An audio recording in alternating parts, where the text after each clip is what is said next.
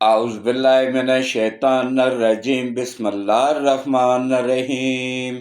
شروع کرتا ہوں اللہ پاک کے بابرکت نام کے ساتھ جو دلوں کے حال بہتر جانتا ہے۔ میری طرف سے دیکھتی آنکھوں سنتے کانوں سب کو السلام علیکم ورحمۃ اللہ وبرکاتہ۔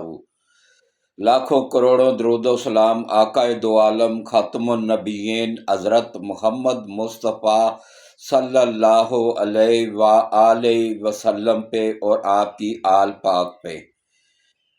میرے آج کا موضوع انتہائی اہم ہیں، ان پہ بات ہوگی، اور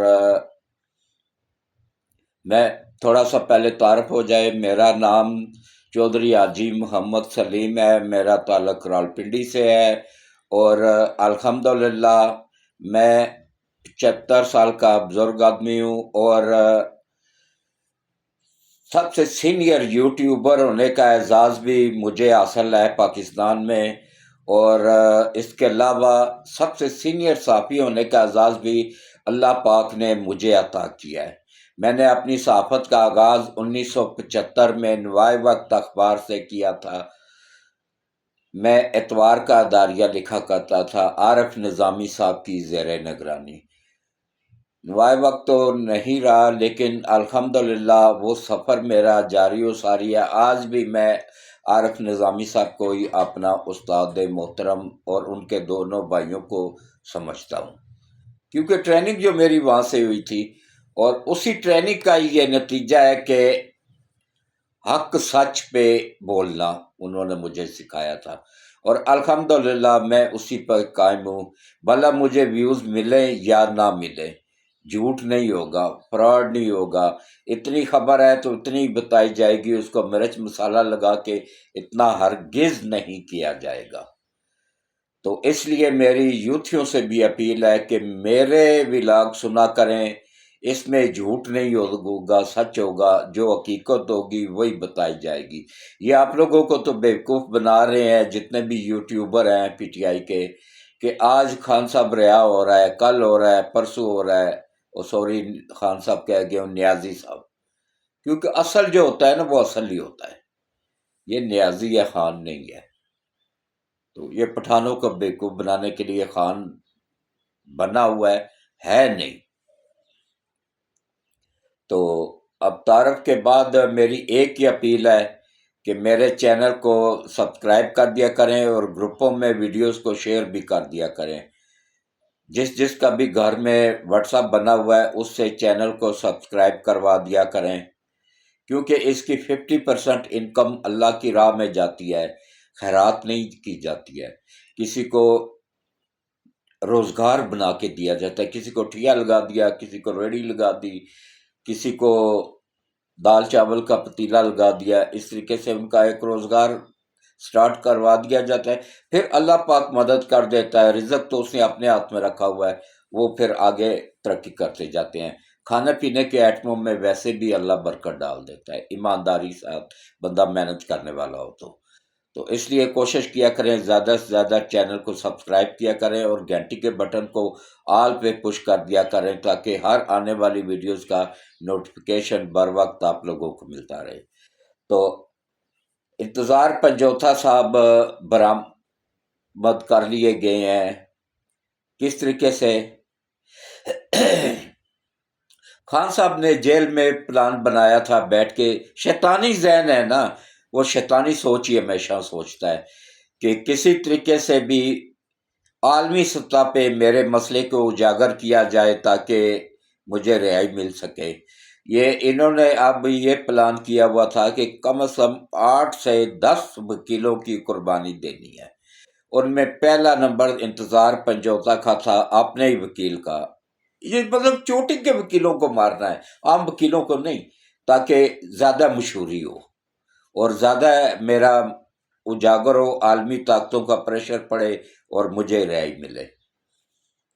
تو اس میں ان کو اٹھا کے چمکنی پشاور کا ایک شہر ہے وہاں پہ رکھا گیا تھا، طالبان کے تھرو اٹھوایا گیا تھا اور ان کو وہاں پہ رکھا گیا تھا۔ جیسے یہ یوسف رضا گیلانی کے نہیں، وہ سلمان تاثیر کے بیٹے کو اٹھایا گیا تھا طالبان کے تھرو اور افغانستان میں رکھا گیا تھا. افغانستان میں تو سرحد پہ سختی ہے، تو اس لیے اس کو چمکنی پشاور میں رکھا گیا تھا طالبان کے پاس ہی. انہوں نے 2 کروڑ تاوان کا بھی مطالبہ کیا تھا، لیکن ان کا مقصد تاوان نہیں تھا، اس کو اوپر پہنچانا تھا.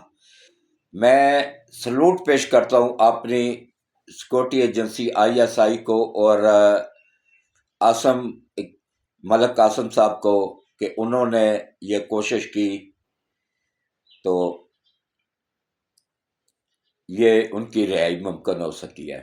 اچھا، انہوں نے کرنا کیا تھا، پلان کیا تھا کہ KPK میں رکھا جائے اور جس دن اس کو مارنا ہو اس دن پنجاب لا کے مارا جائے، تاکہ یہ اس کا الزام ایجنسیوں پہ آ سکے، کیونکہ وہاں تو ان کی حکومت ہے، وہاں پہ اگر مار دیتے تو ظاہر ہے ایجنسیوں پہ الزام نہیں آنا تھا، ایجنسیوں کی بدنامی نہیں ہونی تھی. انہوں نے لا کے پنجاب گورنمنٹ اور ایجنسیوں پہ ڈالنا تھا، یہ مقصد ان کا یہ تھا. وہاں سے وہ نکلے، اٹک کراس کیا، چیک پوسٹ پہ روکا گیا، وہ نہیں رکے تو بلکہ الٹا فائرنگ کر دی انہوں نے بچنے کے لیے، تو جوابی فائرنگ بھی ہوئی. پھر وہاں سے ان کی گاڑی پیچھے لگی، دونوں گاڑیاں آگے پیچھے ایک دوسرے پہ فائرنگ کرتی ہوئی پہنچی ٹیکسلا تک. ٹیکسلا میں پہنچ کے جب سامنے سے بھی وائلنس ہو گئی تھی، پولیس نے گھیرا ڈال لیا تو وہ فائرنگ کرتے ہوئے فرار ہو گئے، گاڑی بھی چھوڑ کے. گاڑی بھی، اور اس میں انتظار پنجوتا صاحب جو وکیل ہیں عمران نیازی کے، وہ بھی موجود تھے. پھر ان کو وہاں سے برآمد کروا لیا گیا، بحفاظت ان کو گھر تک پہنچا دیا گیا. تو اس کے بعد اگلی خبر ہے خدیجہ شاہ کی. خدیجہ شاہ کو عام نہ سمجھیں، یہ عام عورت کے بیس میں بہت بڑی جاسوسہ ہے. یہ اس کی ڈبل نیشنلٹی ہے، امریکن شہری ہے. امریکہ سے جب شہریت لی جاتی ہے تو اس ملک کے وفادار ہونے کا حلف دیا جاتا ہے. انہوں نے حلف اٹھایا ہوا ہے امریکہ کی وفاداری کا، پاکستان کی نہیں. تو اس لیے یہ 9 مئی کے واقعات میں بھی شامل تھی.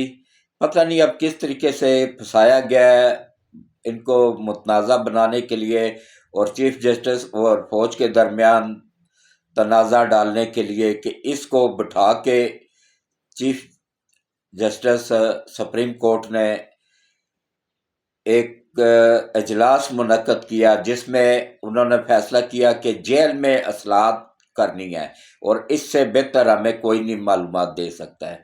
بھئی اس نے جو خود دہشت گردی کے واقعات میں ملوث ہے، جس پہ دہشت گردی کے پرچے ہیں، اس نے کیا معلومات دینی ہے؟ وہ تو خود دہشت گرد ہے. اگر جیل کی اصلاحات کرنی ہے تو KPK سے کرے نا، جہاں پہ دندناتے ہوئے طالبان آتے ہیں، اپنے ساتھیوں کو چھڑا کے دندناتے ہوئے واپس افغانستان چلے جاتے ہیں، وہاں سے شروع کرے نا، وہاں ضرورت ہے. یہاں پنجاب میں الحمدللہ بہت بہتر انتظام پہلے سے ہی موجود ہے. اور یہ چیف جسٹس صاحب کو بھی، جناب یحییٰ آفریدی صاحب کو بھی تھوڑا سا سوچنا چاہیے کہ وہ کس کو اپنے ساتھ بٹھا کے اجلاس کر رہے ہیں جس پہ دہشت گردی کے پرچے ہیں، جس کی ویڈیوز موجود ہیں، جو براہ راست ملوث ہے 9 مئی کے واقعات میں، فوج پہ حملے کرنے میں براہ راست ملوث ہے، جس نے عوام کو اکسایا اور جس کا کردار بھی شروع سے ہی مشکوک تھا. اس کی ایک ویڈیوز بھی چل رہی ہے انٹرنیٹ پہ جس میں وہ پریس کانفرنس کر رہی ہے امریکہ میں، یہاں سے ویڈیو لنک کے تھرو امریکہ میں پریس کانفرنس. ان کو ایک باقاعدہ منصوبے کے تحت بھیجا گیا ہے. یہ CPAC، میں بار بار کہہ رہا ہوں، یہ CPAC کو روکنے کے لیے عالمی طاقتوں کا منصوبہ ہے. افراتفری پھیلانا اور فوج اور عوام کے درمیان نفرت پھیلانا، یہ اسی مشن پہ آئی ہوئی ہے یہ بھی. اور یہ جو ہے نا، یہ وہ بلوچ رہنما ہے جو ڈاکٹر ماہم بلوچ، ایک وہ ہے، ایک یہ ہے، اور ایک کراچی میں سے جو اریسٹ ہوئی ہے وہ بھی ہے. لیکن یہ ایک دن اریسٹ ہوتی ہیں، دوسرے دن یہ بکاؤ جج ان کو ضمانتوں پہ رہا کر دیتے ہیں. تو اب ایجنسیاں ان سے کیا تحقیق کریں؟ جبکہ ریمانڈ پہ جائیں گی تو وہ تحقیقات ہوں گی نا، پھر جا کے ان کا اصل چہرہ، بھیانک چہرہ سامنے آئے گا. تو باقی دیکھیں کس طریقے سے یہ پلان بنایا گیا ہے کہ 8 سے 10 وکیلوں کو اوپر پہنچانا ہے. یہ مشن دیا گیا ہے گندا پور کو، جو کے پی کے کا وزیر اعلیٰ، اس کو دیا گیا ہے یہ مشن، اور اس کا متبادل بھی رکھا گیا ہے کہ اگر اس میں گندا پور ادھر ادھر ہوتا ہے یا ہیرا پھیری کرتا ہے نا، تو پھر گندا پور کو ہی اوپر پہنچانے کا پلان ہے، اس کو اوپر پہنچا کے وہ الزام ایجنسیوں پہ لگا دیا جائے، اور یہ واقعات سب ہوں گے پنجاب کی حدود میں۔ دیکھیں، جو خبریں آپ کو کچھ دنوں بعد ملنی ہوتی ہیں وہ الحمدللہ، جیسے میں خود سب سے سینئر صحافی ہوں، اللہ پاک نے مجھے یہ اعزاز دیا ہوا ہے، اور اسی طرح میرے ذرائع بھی سب سے سینئر ہوتے ہیں، میں اندر سے خبریں نکال کے لے آتا رہتا ہوں۔ تو یہ بڑی کنفرم ذرائع سے ہے کہ ان کو 8 سے 10 وکیلوں کو اوپر پہنچانے کا پلان ہے، اور اس کے بعد جیسے ہی یہ مطلب ٹرمپ کے جیتنے کا انتظار کر رہے ہیں، لیکن انشاءاللہ نبی پاک کے وسیلے سے اللہ غیب سے مدد کرے گا، ٹرمپ نہیں جیتے گا۔ بہت شیطانی دماغ ہے اس کا بھی، ٹرمپ کا بھی، جیسے عمران نیازی کا شیطانی دماغ ہے نا، دونوں ایک ہی اس کے کچے چٹے ہیں دونوں کا۔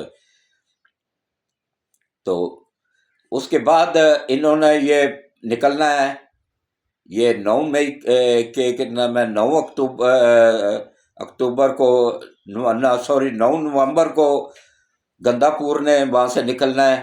یہ وکیلوں کو اوپر پہنچانے کا پروگرام ہے، پنجاب میں آ کے، پنجاب کی حدود میں بڑے بڑے چوٹی کے وکیل ہوں گے، عام نارمل وکیل کوئی بھی نہیں ہوگا، اس میں لیڈیز وکیل بھی ہوں گی، جینٹس وکیل کی تعداد زیادہ ہوگی۔